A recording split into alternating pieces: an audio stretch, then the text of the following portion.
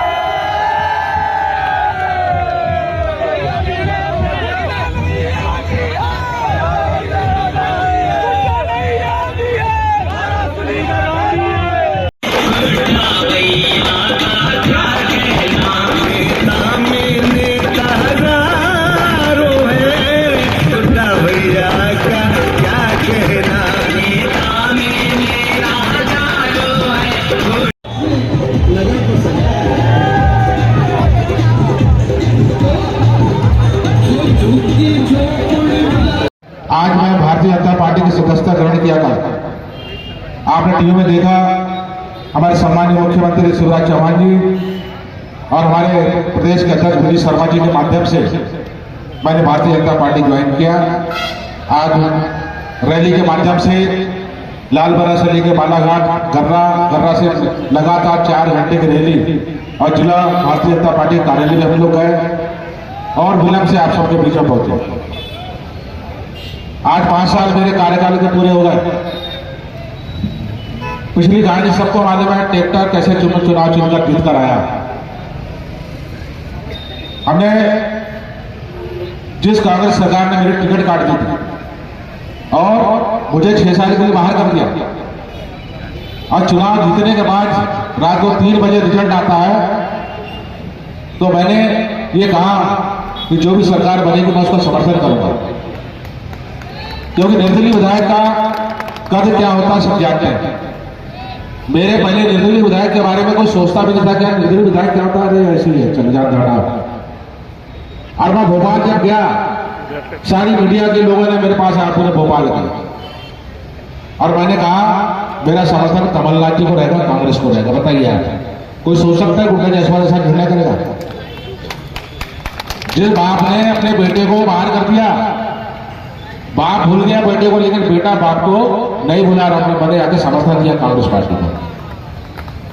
और सरकार चली 1.5 साल, 1.5 साल में ज्यादा समझ में नहीं आया सरकार को क्या करना क्या नहीं करना। आपसी झगड़े चले, खींचातानी चली, सरकार गिर गई। सरकार गिरने के बाद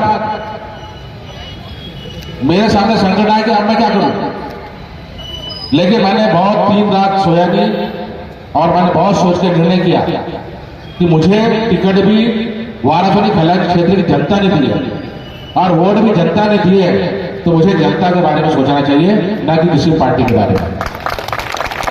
और मैंने आप सबकी अपेक्षाओं को पूरा करने के लिए, हमारे युवा साथी, हमारे आने वाली पीढ़ी के लिए यहाँ जो विकास की आवश्यकता थी उसको देखते हुए मैंने भारतीय जनता पार्टी के मुख्यमंत्री माननीय शिवराज चौहान जी को अपना समर्थन दिया। सरकार को समर्थन देकर आज 3.5 साल में, उस समय मेरी बड़ी आलोचना की लोगों ने, मेरे 3-4 साथी ने मेरा साथ छोड़ दिए। गुड्डा जायसवाल तो भारतीय जनता पार्टी में चला गया। अरे जब कांग्रेस में कब था गुड्डा जायसवाल? कांग्रेस से तो बाहर का 6 साल के लिए कांग्रेस के दरवाजे बंद थे। दरवाजा किसने बंद किया? गुड्डा जायसवाल ने बंद नहीं किया था, कांग्रेस के बड़े नेताओं ने बंद किया था। मैं तो निर्दलीय था और निर्दलीय विधायक के तौर पर मैंने जब सरकार को समर्थन दिया, लोग समर्थन को समझ नहीं पाए कि गुड्डा जायसवाल क्या कर रहा है। वो समर्थन को समझे कि मैं बीजेपी ज्वाइन कर गया, तरह तरह की आलोचना हुई। लेकिन जब मैंने माननीय मुख्यमंत्री के माध्यम से बड़े बड़े काम लाना शुरू किया, जागपुर का पुल 24 करोड़ का, रामबाली बिजली का 12 करोड़ का, वाराणसी खंडवा का 12 करोड़ का, बुधबुदा नदी टोला 7 करोड़ का, हमारे झालीवाड़ा से मेंगलू 10 करोड़ का, गोटी से धापे वाला 40 करोड़ का, वारा में फ्लाईओवर संतोष जायसवाल जी ठेकेदार है। अरे बोले वो सब चॉकलेट खिला रहा गुड्डा जायसवाल। अब तुमने कल काम देखे नहीं, अंडे से निकले नहीं तो गुड्डा जायसवाल की आलोचना करेंगे। तुम्हारी राजनीति क्या है? जितने भी मेरे पत्रकार साथियों ने मेरा विरोध किए, तरह तरह की आलोचना लिखे मेरे बारे में। ये छुटभैया नेताओं ने, कांग्रेस के छुटभैया नेताओं ने मेरे बारे में क्या क्या लिखा। लेकिन आज सबको शर्म आती मेरे से आंख मिलाने में कि हमने उस समय गुड्डा जायसवाल की गलत आलोचना की थी। आज सबको समझ में आ रहा है गुड्डा जायसवाल का समर्थन क्या था। और जब वाराणसी खैलानी क्षेत्र जनता का समर्थन सरकार को देकर और सरकार से सहयोग क्या लिया, कैसे लिया जाता है, ये गुड्डा जायसवाल ने पूरे प्रदेश के लोगों को दिखा दिया। जनता का समर्थन में क्या ताकत होती है। आज आप सबकी ताकत है जो शिवराज जी, जो जैसा बोलता हूं शिवराज जी मुझे वैसा करते हैं, उसका उनका स्नेह प्रेम मुझे मिल रहा है। जिस कंपनी से मेरा एग्रीमेंट, वो कंपनी अच्छा काम कर रही है। 3.5 साल से मेरा समर्थन सरकार को, सरकार बढ़िया काम कर रही है।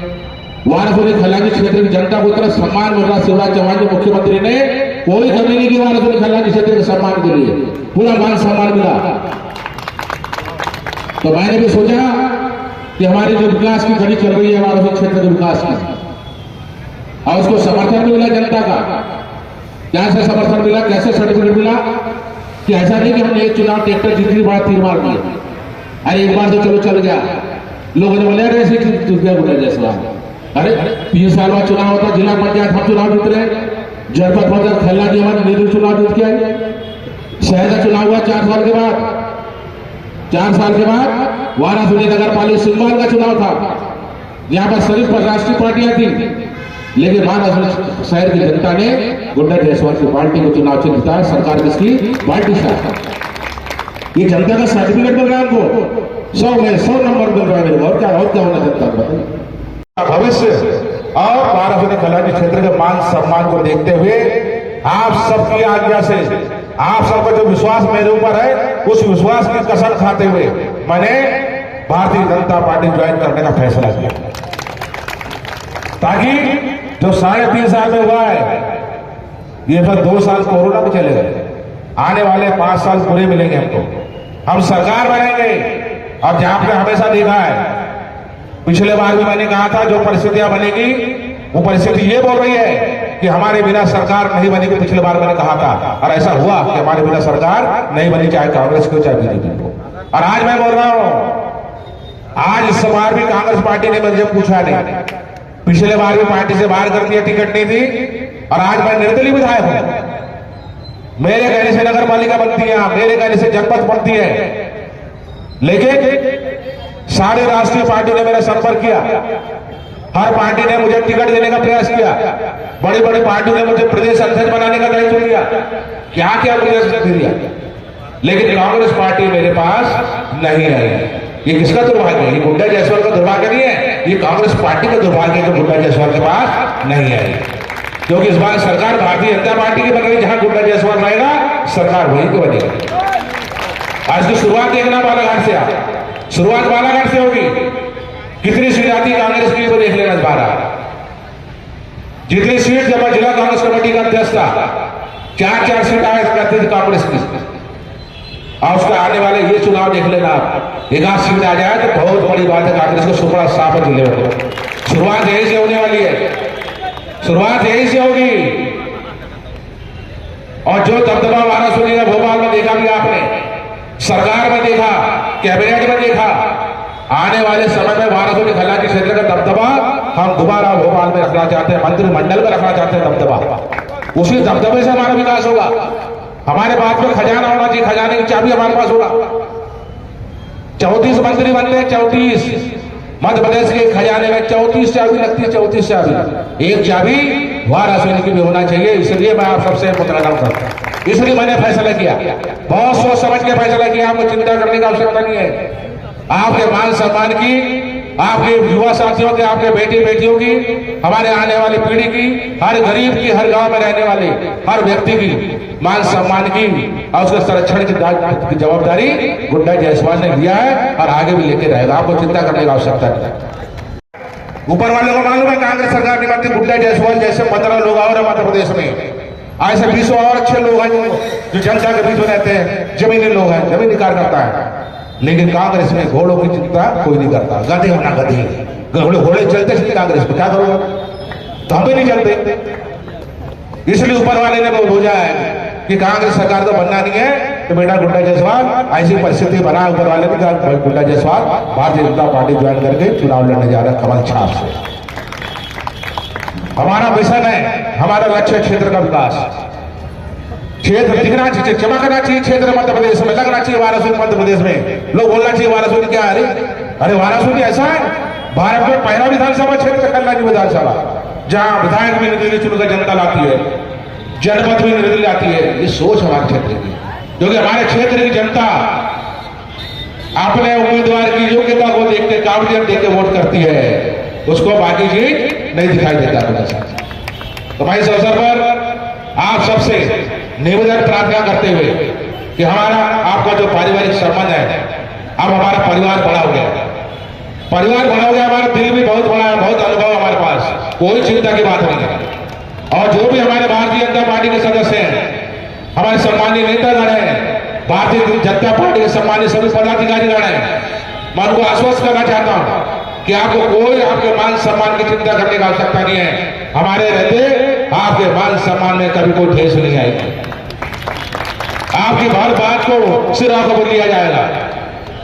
हम आपको कभी निराश होने नहीं देंगे। प्रत्येक कार्यकर्ता, चाहे गांव का रहने वाला भाजपा का कार्यकर्ता हो, चाहे टोले पर रहने वाला भाजपा का कार्यकर्ता हो, जो भी व्यक्ति मेरे से मिलेगा, मेरा दावा है मेरे से मिलने के बाद वो निराश नहीं होगा, हतोत्साहित नहीं होगा। इस बात का टेंशन गुड्डा जायसवाल ले रहा है। और हमारे कार्यकर्ता भी बहुत बड़े दिल के हैं, वो भी चाहते हैं कि पहली प्राथमिकता भारतीय जनता पार्टी के कार्यकर्ताओं को दिया जाए, उसके बाद हम आपके साथ में है, क्योंकि बड़ा परिवार है, बड़े परिवार को चलाने के लिए हम सबको बड़ा दिल रखना पड़ेगा।